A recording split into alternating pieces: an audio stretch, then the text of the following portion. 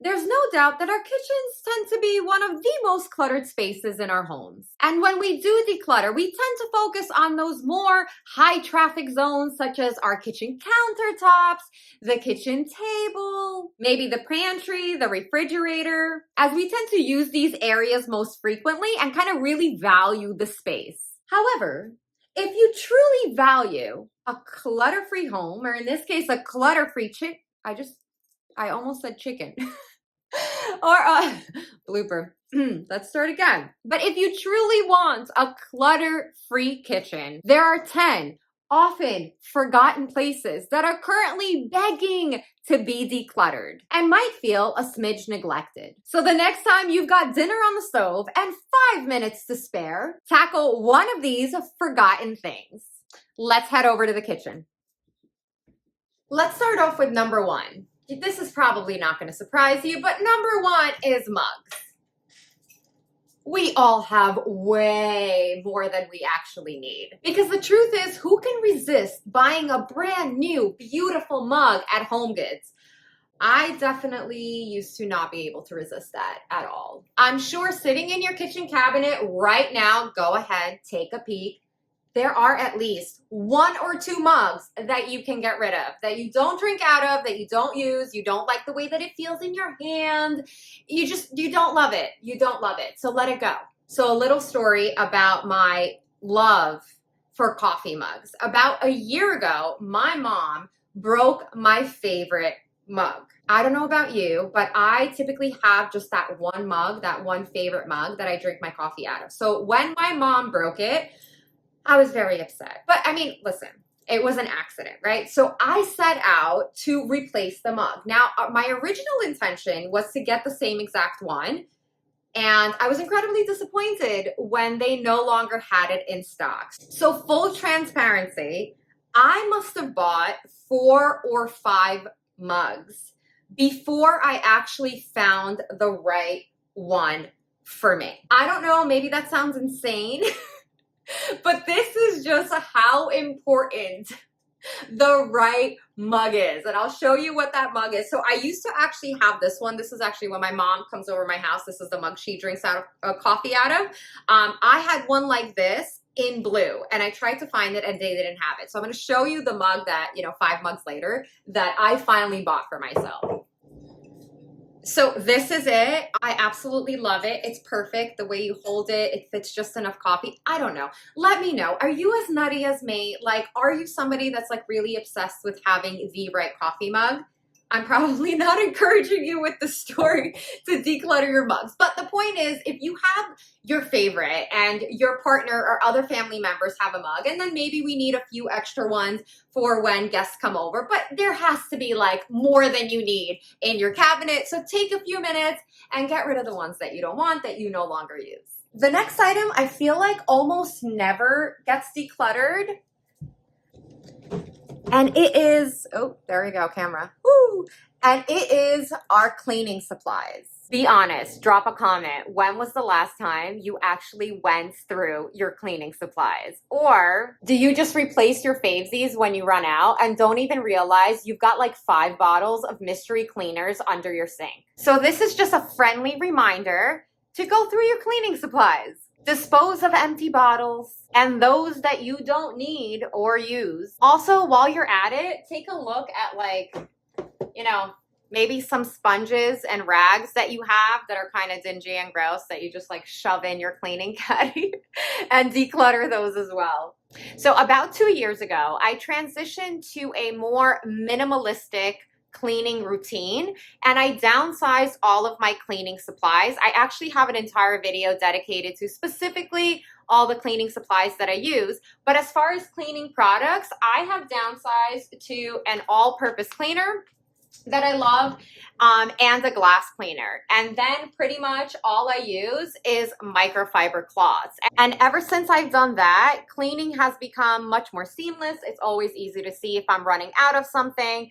and I just really love it. And I found that you really don't need a ton of different cleaning products. For me, for my household, 2 is more than enough. If you're enjoying my video, contribute to my coffee addiction by smashing that like button. Number 3 of things that we often forget to declutter in our kitchen are cookbooks. Full transparency, I have never actually owned any cookbooks, but I know a lot of people who do. I know that most of my clients do as well, and it really is something we tend to put away in a drawer and forget about, or sometimes we kind of display it on our kitchen and we also don't use it. And if you do, fantastic, keep it, but we display it and it gets kind of oily and gross and stuff like that. So if you, and look, my opinion is a lot of the recipes these days we can get on YouTube, or we can get a quick recipe on TikTok. So if you have cookbooks that you love and use, fantastic. If you have a cookbook where you actually only use like one of the recipes, I don't know, maybe rip the page out and just keep that. But if you have cookbooks that are sitting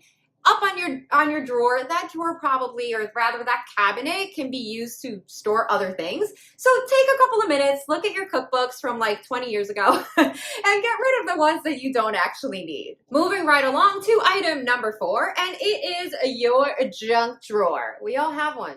We do. I have one. Okay, I'm a decluttering coach and I have a kitchen junk drawer. I own it. So I'm going to show you my kitchen junk drawer. I'm full transparency, not going to lie. I have actually recently decluttered it. It does not typically look like this. Okay, so I have one.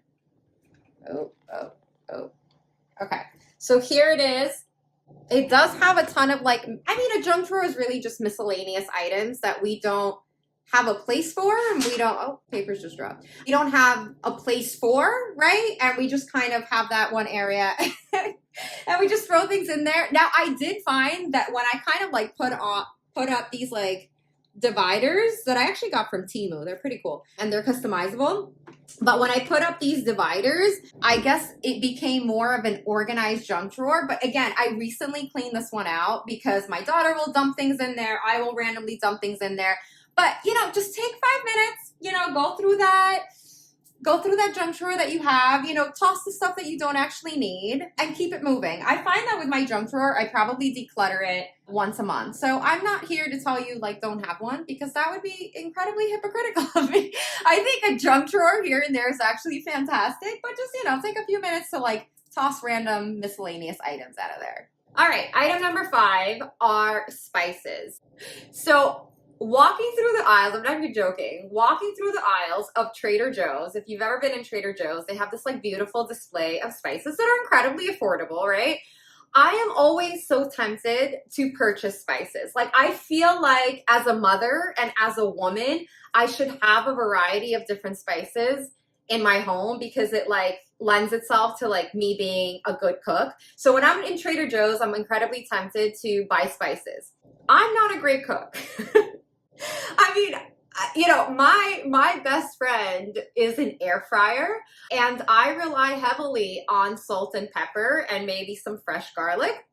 Again, I don't suck, you know, but I'm not a great cook. You know, I don't cook out of a cookbook. I don't cook things with like all these different recipes, you know, and whatnot. You know, I typically will just like throw a salmon steak on a frying pan, put a little salt and pepper on it, and like call it a day. Or, you know, cook, I myself don't eat meat, but I will cook chicken for my daughter, and it's like the same concept applies. It's like a little salt and pepper. But anyways, but I am tempted to purchase them. With that said, although if you're somebody who has a lot of spices and has a spice drawers, you know, that's fantastic. Take a few minutes, go through your spices. Now, spices technically do not expire, but some of them do lose potency. And I find that, again, when you have them sitting in a cabinet for a while, it kind of cements itself, right? And even like shaking it up doesn't fix it. So if you have spices that you don't use that have been sitting in your cabinet for like a while, you know, just let them go.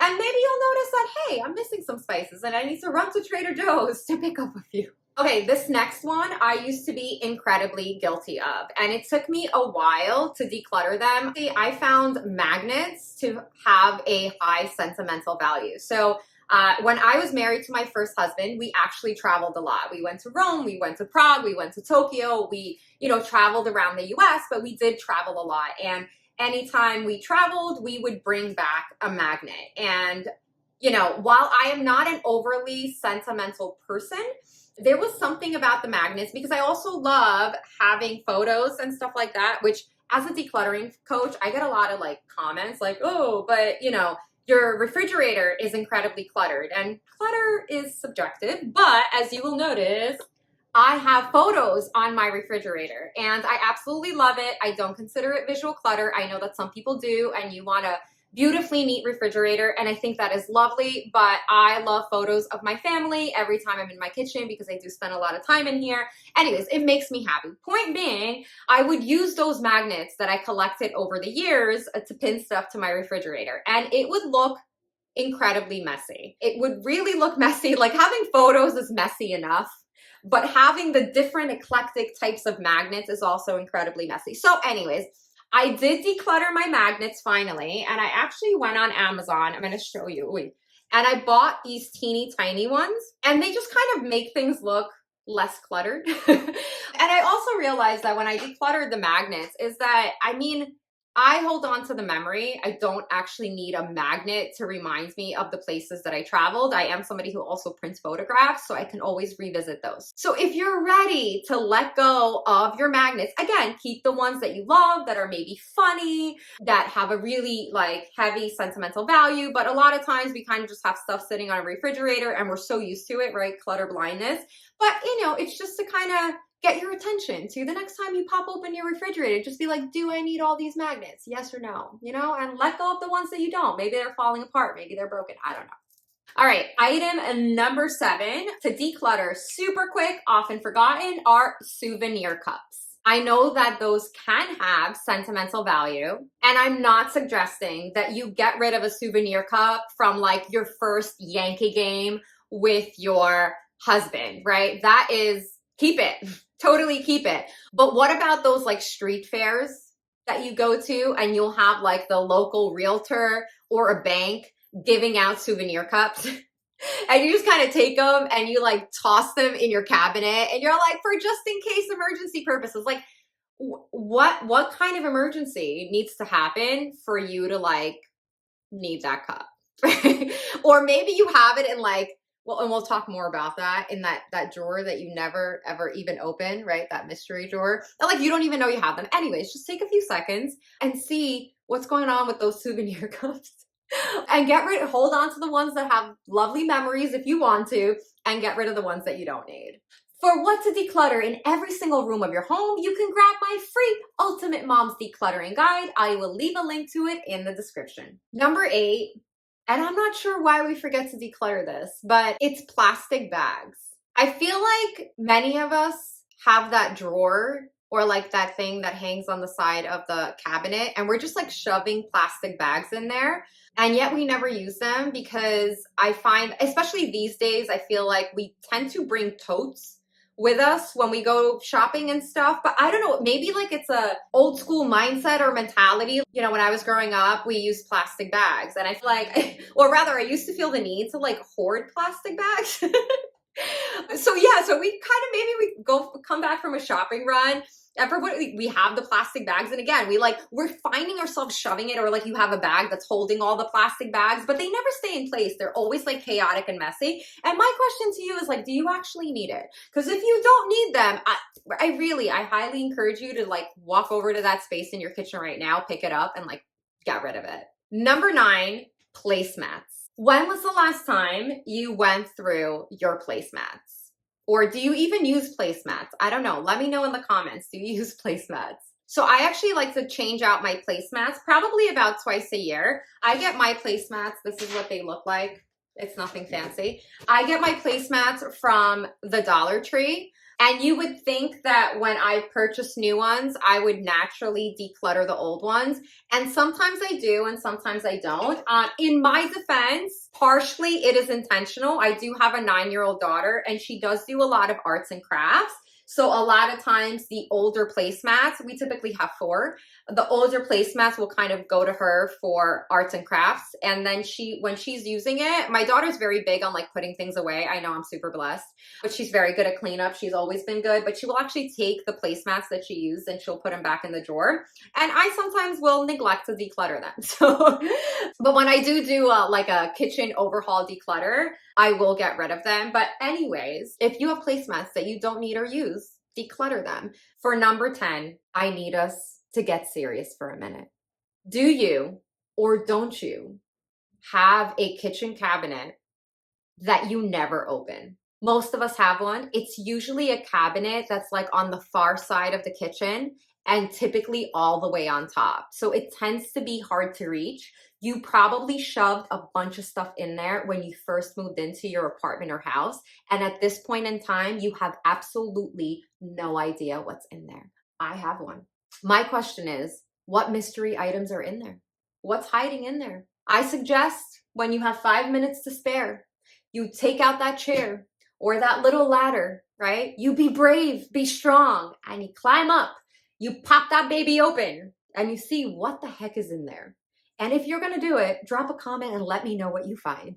Wondering what you might have forgotten to declutter in your closet? You can check out this video next. As always, good luck on your decluttering journey. Thank you so much for watching, and remember to be good to yourself.